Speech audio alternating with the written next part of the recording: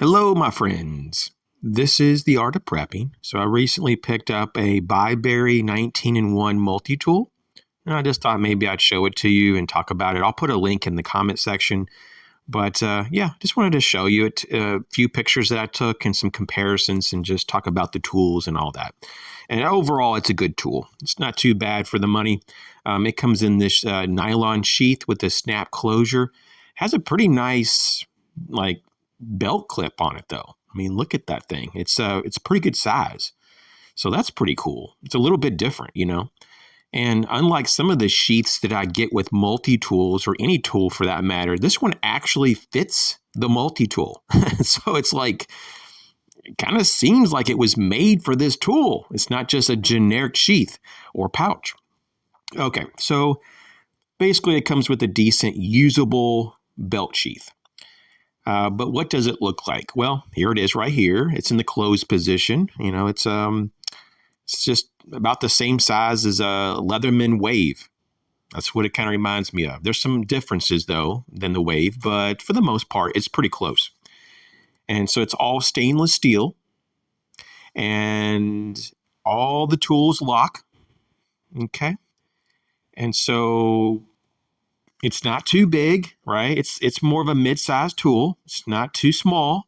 You can definitely get it in your hand and feel comfortable with it. It's not like it's a micro tool or something. It's definitely not miniature size.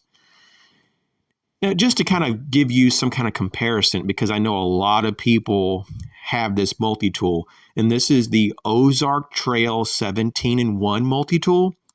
It's not like a really, really good multi-tool, but it's just an okay multi-tool if you just have no money at all.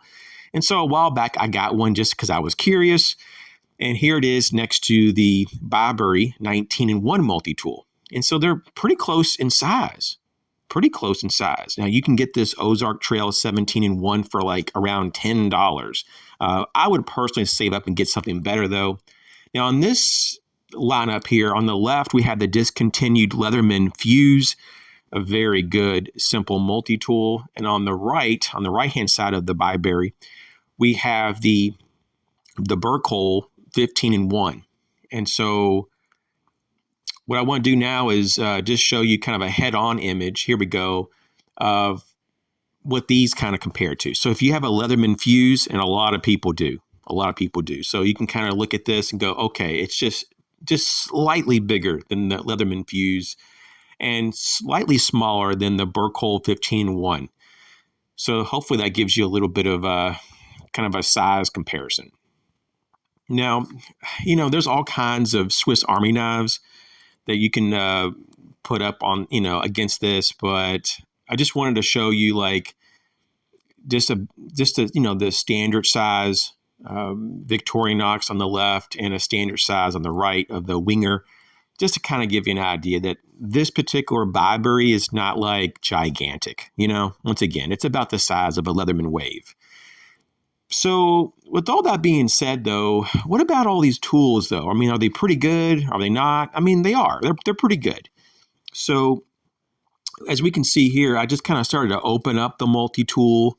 And in terms of what we can see here, we have a needle nose pliers, regular pliers.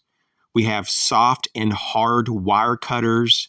And at the base of the head of the pliers, we have a crimper set.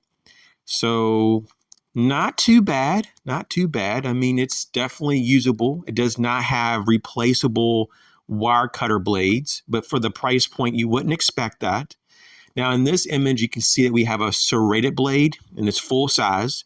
We also have a full size, you know, just straight edge blade, and those two can be open one-handed because it has like a thumb cutout. And then you have full size wood saw. Of course, all these once again lock. And on the other side, we have a full-sized file, a wood and metal file. And so you can kind of get a better look at it in this image here. So I really like the full-size tools. Sometimes you just need a full-size tool to do what you need. You don't want these little 1-inch blades and these little saws that, once again, they're an 1.5 inches, and you're trying to cut a piece of wood with an 1.5 inch, you know, like wood saw, it just doesn't work very well. And you know what I'm talking about. Sometimes you just need a little bit more reach, or you just need a little more tool. So this is the tool opened all the way. And you can see it's a good looking tool. It's not like it's just thrown together. Someone actually spent some time to put this in the configuration that it is in. I mean, they really had to engineer this and to make it work as well as it does. I mean, and it just works. It works really well. Okay, so what about the inside tools? Well, you can see that it has a larger driver, and that's a number 6 flathead driver, and then it has a really small 1.5. It's a 1.5 or a number 1.5 flathead driver.